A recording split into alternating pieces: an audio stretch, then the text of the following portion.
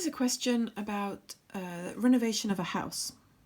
If A was to do it by himself, it would take him 6 whole days. If B was to do it by himself, he works a little bit slower, it would take 8 days.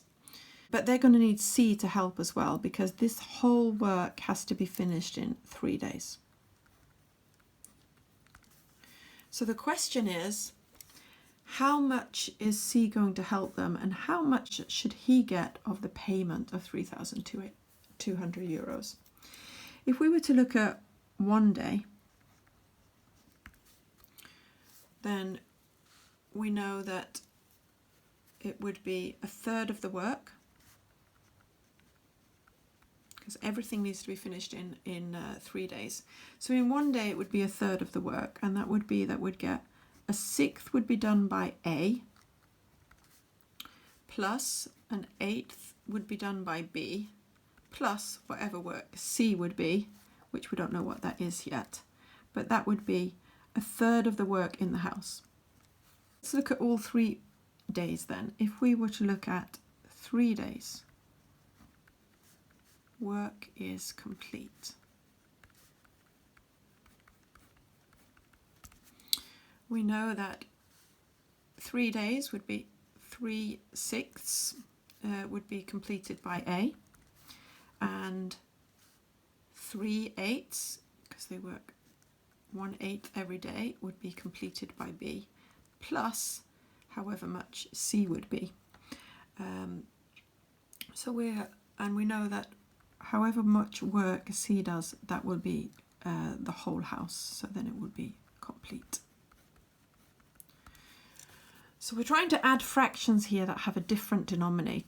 Look at what the lowest common denominator of these 2 fractions is. We've got 6 and we've got 8. If we think of 24 would be the, how can we actually work that out? We've got 6 and we've got 8. If we actually work out the prime numbers of 6 and 8, we have 3 and we have 2. And if we look here at 2, we have 2, 2, and 2. Here a 2 occurs 3 times, so we have to have all 3 2's with. Here a 3 occurs only once, but we have to have that with. This gives us our lowest common denominator. So we're looking to change these fractions into 24ths instead. Well, let's do that. If we multiply 6 by 4, we get 24. If we multiply by 4 in the denominator, we must multiply by 4 in the numerator. To convert 8 to 24, we need to multiply it by 3. If we multiply by 3 in the denominator, we multiply by 3 in the numerator. So we've converted this fraction. Now A will now be 3 times 4 is 12. 6 times 4 is 24. We know that 3/6 is a half, and we also know that 12/24 is a half, so it's the same answer, just in a different fraction form.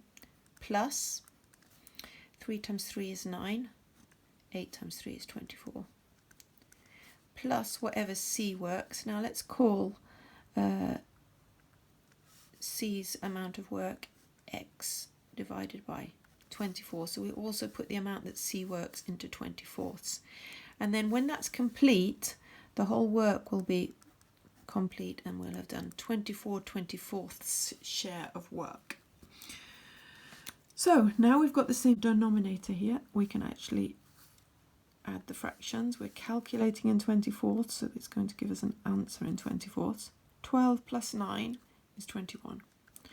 So A and B are going to do 21/24ths of the work, which means that what C has left to do, he needs to do 3/24ths.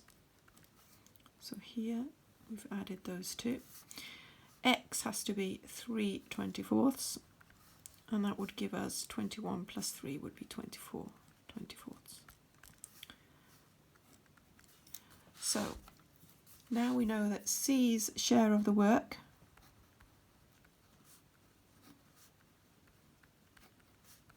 is 3/24ths. We can see that both of these are a factor of 3, so let's shorten the fraction.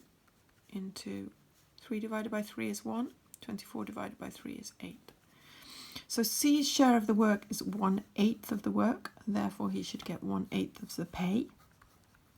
Pay for C is 1/8 of the whole work, which was 3,200 for the job in euros.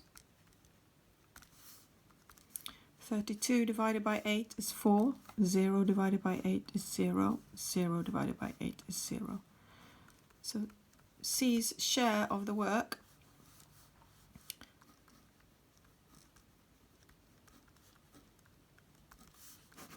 should be 400 euros, and that's how you do that type of question. Good luck.